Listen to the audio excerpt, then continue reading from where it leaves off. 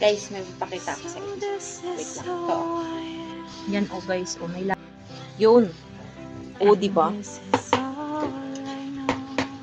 Yan po ay made in Bicol. Ayan. Ito po ay tinatawag nilang sinantol. Yan, ito o. Santol yan guys. Ayan, santol. Tapos ginataan yan. Tapos merong, ayan, maraming alimango. Grabe. O, diba? Gusto nyo? Sige. PM nyo ako para bigyan ko kayo ng tig-iisang ganito.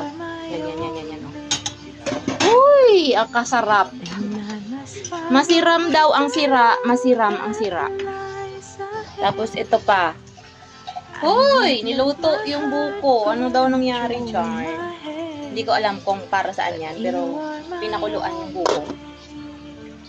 Ganun. Pero ito talaga yun. Sarap. Ito. O, diba? Ang daming alimango. O.